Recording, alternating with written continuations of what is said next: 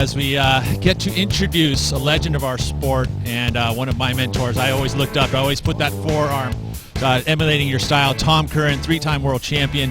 What brings you here to France? Besides we've got a couple surfboards here, but ultimately you've got a long history here in France. Yeah, I'm here on a couple different reasons. I was here visiting the kids, and also Morris Cole is launching this retro model boards, so I came over here to join them in that, and then hopefully getting a lot of surf. I've been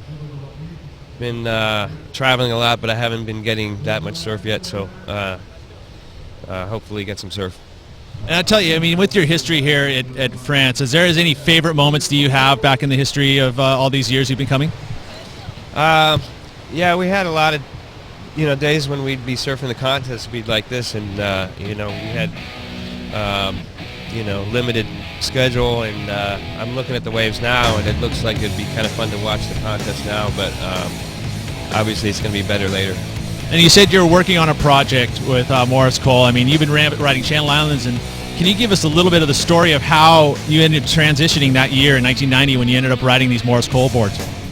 Yeah, there was a time around the late 80s, early 90s. I was staying a lot more in France, and I've been working with Al for so many years, and Morris was over here surfing and testing boards, and there was a period there where I had like 4 or 5 really good boards from Morris, and some of these are the boards. This one here is the 7.3.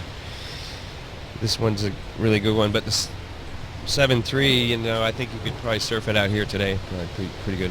And I mean, with this design though, this was something. I mean, everything's been done at some point and cycled through. I mean, but this was a design that was kind of at the forefront for you, especially when you came back from. You actually won the world title coming through the trials through each and every year. I mean, each and every event, which is a challenge in itself. But what was the difference in these boards that you were riding at this point in time? These boards are really kind of a lot narrower, and they have what Morris has called the reverse V, which is basically a V through the whole board, and then through the fins it's just a bit flatter, and that doesn't quite go into a concave.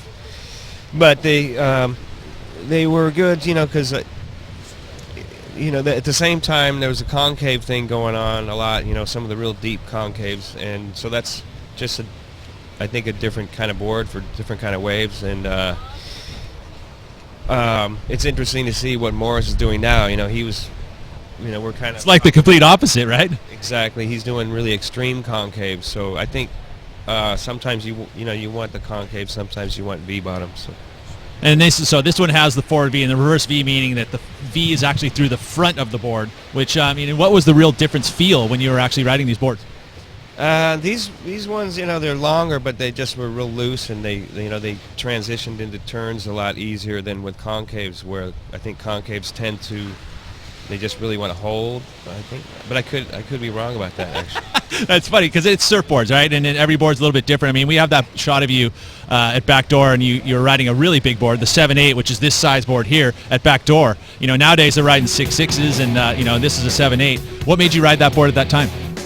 Actually, that wave was like an in-between wave. It was a really good solid day at Backdoor, and I got there late, and I just picked out that little wave and did a little cutback, and Tom Survey, the photographer, pretty much got some mood thing there, and of course the board is 7.8, but and then just